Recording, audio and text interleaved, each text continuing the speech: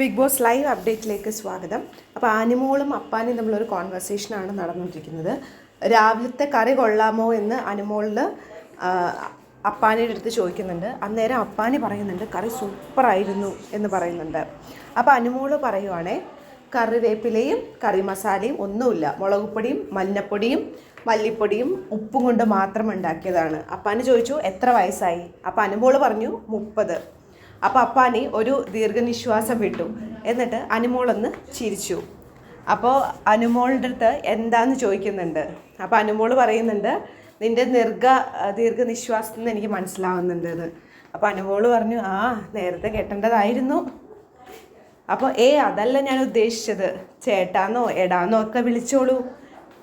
അപ്പോൾ അനുമോള് പറയുന്നുണ്ട് എന്തുവാടോ പറ, താൻ എന്താ ഉദ്ദേശിച്ചതെന്ന്.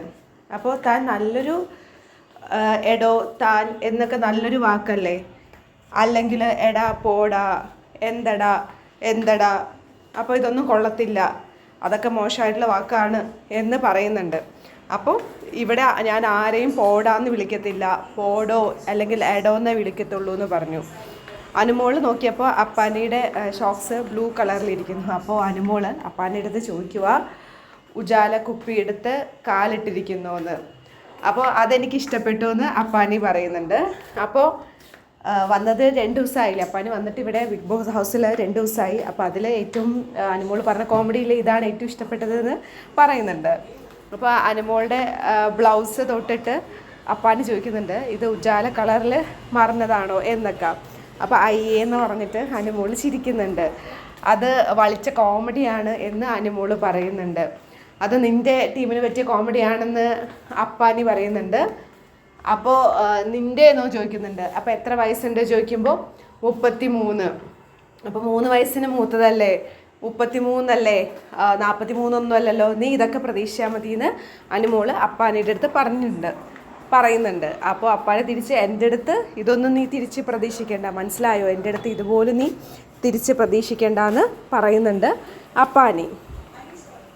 അനുമോള് പറയുകയാണ് ഞാൻ വീട്ടിൽ നിന്ന് വന്നപ്പോൾ അപ്പാനി എന്നൊക്കെ കേട്ടപ്പോൾ അപ്പാനി സാറോ എന്നൊക്കെ പറഞ്ഞ് അല്ലെങ്കിൽ ഇവരോടൊക്കെ എങ്ങനെ നിൽക്കും എന്നൊക്കെ പറഞ്ഞ് ഭയങ്കര ടെൻഷനായിരുന്നു. ഇവിടെ വന്നപ്പോഴാണ് മനസ്സിലായത് എന്ന് പറഞ്ഞിട്ട് ചിരിക്കുന്നുണ്ട്. അപ്പാനി ഒരു കുഴിയാന എന്നൊക്കെ പറഞ്ഞിട്ട് അനുമോള് കളിയാക്കുന്നുണ്ട്. ശരിക്കും നല്ല രസമാണ്. അപ്പോൾ അപ്പാനി പറയുന്നുണ്ട് ഞാനും വിചാരിച്ചു അനുമോള് നല്ല കുട്ടിയാണ്, എൻ്റെ നാട്ടുകാരിയാണ്, സപ്പോർട്ട് ചെയ്യണം എന്നൊക്കെ വിചാരിച്ചു. പക്ഷേ നിങ്ങളെ സപ്പോർട്ട് ചെയ്യുമെന്ന് വിചാരിച്ചു, പക്ഷേ മനസ്സിലായി തനി കൂറയാണ് അനുമോളുടെ സ്വഭാവം എന്നൊക്കെ പറയുന്നുണ്ട്. എന്നിട്ട് അനുമോൾ പറയുന്നുണ്ട് ചുമ്മാ പറഞ്ഞാണ്, നല്ല സ്വഭാവമാണ്, പക്ഷേ ഇടയ്ക്കിടയ്ക്ക് ഒരു കുത്തിത്തിരിപ്പുണ്ട് എന്നുള്ള രീതിയിലാണ്. അപ്പോൾ അനുമോൾ തിരിച്ച് പറയുന്നുണ്ട് നിങ്ങളുടെ സ്വഭാവം ഇടയ്ക്കിടയ്ക്കല്ല മുഴുവൻ കൂറ സ്വഭാവമാണ് എന്ന്. അപ്പോൾ അനുമോളിനെ എടുത്തിട്ട് അപ്പാനി ചുമ്മാ പില്ലോ എടുത്തിട്ട് അടിക്കാൻ വേണ്ടിയിട്ട് ഓങ്ങിയപ്പോൾ അനുമോൾ പറയുകയാണ് എന്നെ നീ അടിക്കുവാണെങ്കിൽ നീ പുറത്ത് പോകത്തില്ല, പൊല്ലാന്നല്ല, നീ കേരളമേ കാണില്ല എന്നൊക്കെ പറഞ്ഞിട്ട് അനുമോൾ പറയുകയാണ്. നീ എൻ്റെ ദേഹത്ത് തൊട്ട് കഴിഞ്ഞാൽ വിവരം അറിയും എന്നുള്ള രീതിയിലാണ് സംസാരിച്ചത്. അപ്പോൾ അനുമോൾ അപ്പാനിയോട് ചോദിക്കുന്നുണ്ട് നീ എൻ്റെ ദേഹത്ത് തൊടുമെന്ന്. അപ്പോൾ അപ്പാനി പറയുന്നുണ്ട് ഞാനെന്തിനാണ് നിൻ്റെ ദേഹത്ത് തൊടുന്നത്, നിൻ്റെ ദേഹത്ത് തൊട്ടിട്ട് വേണം എനിക്ക് ചൊറി വരാൻ എന്നൊക്കെ ചോദിക്കുവാണ്. എന്നിട്ട് അനുമോൾ കുറേ ചിരിക്കുവാണ്. അപ്പോൾ കുറച്ച് ദിവസമായിട്ട് അനുമോൾ ഫുൾ കരച്ചിലായിരുന്നു. അതിന് ശേഷമാണ് ഈ ലൈവിൽ അനുമോൾ ഇന്നാണ് ചിരിക്കുന്നത് കാണുന്നത്. അപ്പോൾ അപ്പാനി പറയുന്നുണ്ട് എനിക്ക് നിന്നെ അടിക്കേണ്ടതും തൊഴിക്കേണ്ടതിൻ്റെ യാതൊരു ആവശ്യമില്ല എന്ന്. അപ്പോൾ അനുമോളുടെ അടുത്ത് അപ്പാനി പറയുന്നുണ്ട് അനുവിനെ ഭയങ്കര ഇഷ്ടമാണ് എന്നുള്ള രീതിയിൽ അപ്പാനി പറയുന്നുണ്ട്. അപ്പോൾ അനുമോൾ തിരിച്ച് ചിരിക്കുന്നുണ്ട്. അപ്പോൾ ഞാനും വിചാരിക്കുക അനുമോളുടെ അടുത്ത് എത്ര ക്രൂരമായിട്ടാണ് എല്ലാവരും പെരുമാറിയത്, പക്ഷെ അനുമോൾ തിരിച്ച് അതൊക്കെ മറക്കുന്നുണ്ട്.